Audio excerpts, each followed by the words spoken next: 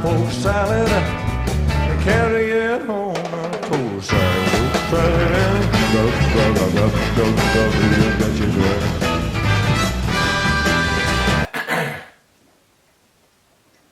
So I was listening to, really quick, in the comments, what do you rate that? We'll say 1 out of 5, what we just heard. A 1 out of 5. 5 being great, 1 being horrible. I would give it a 3. It was okay. You know, it's alright. He just went through the motions. I've heard better, I've heard worse. I'd say I'd give it a 3. What do you give it? 1 out of 3, 5 being best. Alright. So, a couple days ago, so let me really say, 10 years ago, I got this sweet Elvis book package. I don't think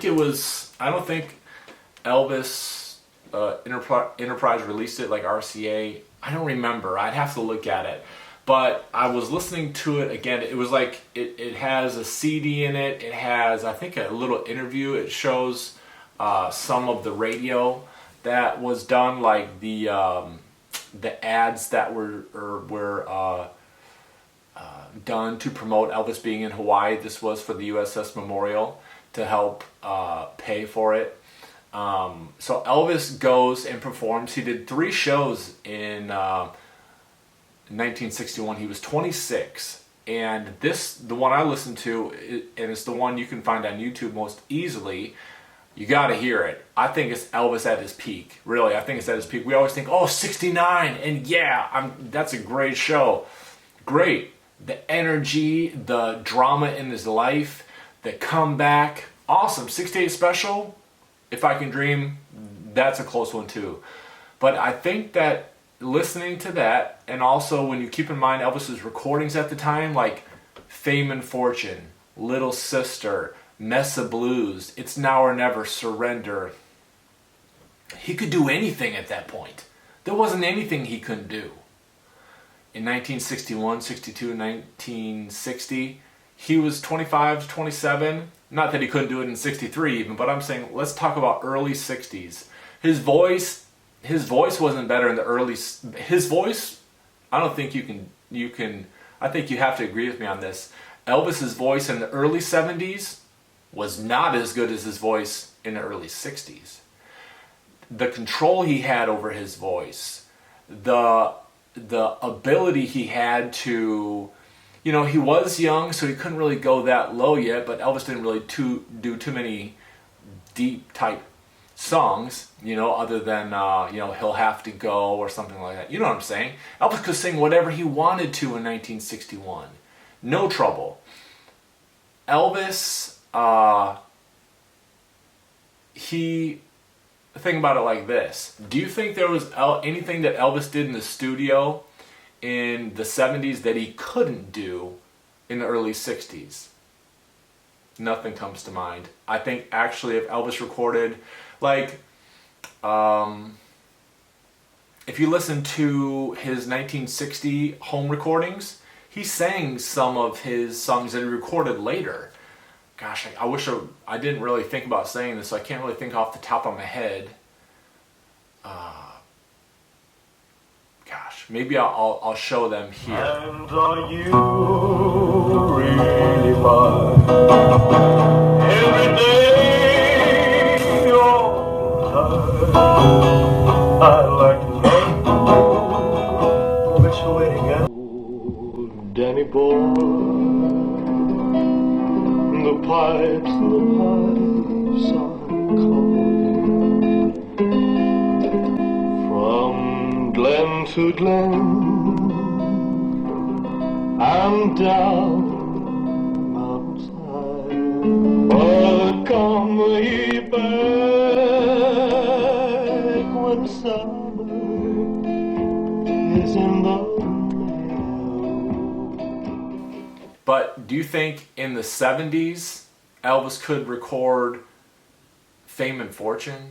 Do you think in the 70s Elvis could record some of his early 60s stuff and like Surrender? I don't know. I know Elvis could still sing very, very well, but like listen to some of this stuff. Like, let's compare It's Now or Never in 1961 from this live performance to 1977 It's Now or Never.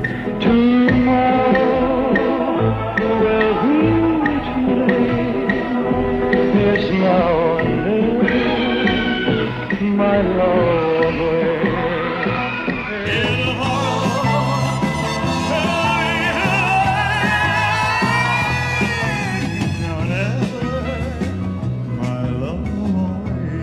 It's now or never, my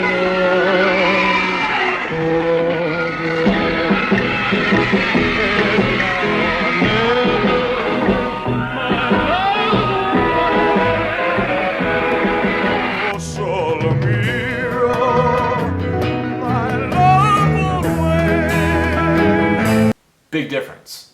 Okay. Yes, Elvis was, I mean, he was a few months away from dying, but what about even 1974? Or, you know, it's not the same. Elvis could do so much more, and also he still had the energy, you know, the effortless energy. Remember, he was 26. We're comparing Elvis to maybe 1968 to maybe 73, we'll say.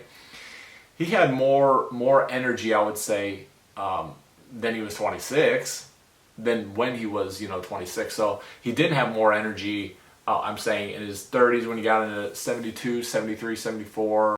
Let me be there in your morning. Let me be there in your night. Let me change whatever's wrong. And I'll give you these performances of Suspicious Minds in 1970. He was still very energetic, and yeah, the touring and the road schedule didn't help. But you can't tell me Elvis, even in the early to mid 70s, could have kept up with Elvis 1961. You know, as a performer, I'm talking about a performer all around. If you wanted to pick out 1 year of Elvis's life, yeah, 1969, that was good, but like he couldn't sing in 1969 like he could in 1960, 61. If you just want to talk about his voice maturing, great recordings like Mama Like the Roses in 69, In the Ghetto, Kentucky Rain, good. But you ever listen to the outtakes of Kentucky Rain? Not so good. In the cold Kentucky rain, in the cold Kentucky rain. Like he hit the number on some of these 69 recordings. Now don't get me wrong, Elvis' voice was great in 69 and 70, but when you get to 71, you can tell that something changed. Now you say you've grown tired, you want to be by yourself, while the millionth and the last star slowly disappears from sight. For the millionth and the last time, let me kiss you goodnight. It could be, too much time in Vegas. It could be, the pills he was taking had something to do with it. Maybe he was retaining water. Maybe he had some water in the lungs, and that. So, if Elvis wasn't sick in the 70s, more so 74 to 73, I think the conversation would be different. But I think if you just want to take overall performer, the total package, I think 61 Elvis was probably the best. So like, I mentioned 1971. So you can hear maybe Elvis's vibrato wasn't too strong. I don't know what happened really. If I get home on Christmas Day, I won't need soft words to say. Now compare that to 1960, Girl of My Best Friend. Will my aching heart ever mend? Or will I always be in love? A lot different, isn't it? So it's like this stuff, it's just fun, compare and contrast, you know, some of the things that go through my mind when I listen to Elvis music. And like I said earlier, I think a lot has to do with the fact that we're deprived of any film recordings. Like we really don't have any film of Elvis, except for a little bit from the Tupelo shows in '56. We don't have any concert footage of Elvis from the '50s, you know. Yeah, we have like his TV appearances, you know, but we have a ton of stuff from '70, and then we have the audience footage, and you got the '68 special, which I think is great. You might have a case that he could have been better in '68 than '61, but not really with me. He was great in '68, but I don't think that his voice, for example, If I Can Dream, the taped performance was great, but the outtakes, man, his voice was very rough. Elvis's voice changed a lot during his life. Say starting in the '60s, '60 to '63, I think never better. When you get into like '65, '66, '67, his voice kind of got like throaty. And then '68 and '69, his voice got very raspy. I think 1970 was the peak of Elvis's voice. It was very like rich. It was like good, hearty type voice, like with songs like If I Were You. Oh, if I were you, I'd know that I'd love me. All that, and he could sing like Rags to Riches, but there were a lot of outtakes. It took him a while. Heart of Rome was sort of hard for him to hit. If you listen to the outtakes, like I'm saying. Must I forever stay? Ah! I don't hear any horrible outtakes of It's Now or Never from 1960. You know what I mean? I think Elvis was just at his peak vocally in 1960 to probably 63, 62. And once you got that debate down, what about the energy? You think Elvis at 38, Aloha from Hawaii, and yeah, there's some good audience footage from that year, say '73, like the June tour. But you think that if you compare that time frame to Elvis in '61, who would be more energetic? It'd definitely be the 25, 26-year-old Elvis. So I think that I pretty much made the case. And like I said, what are we even going to talk about? It's just fun. It's just fun, just something to think about. So I think while we put that stuff on the 68 through 73 on a pedestal because we have so much footage. And I love it. He was great in that time period. But like I said earlier, we're comparing Elvis to Elvis, so it's just a little hard. But I think personally, I would put my money on 1961 Pearl Harbor Elvis to be probably at his best overall, all around. You know, at any time he could do whatever he wanted to do in that time period. So closing remarks. I hope you've enjoyed this.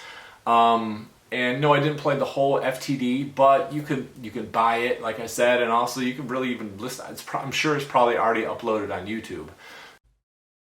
All right, guys, so this was the last 15 minutes or so of the full watch party.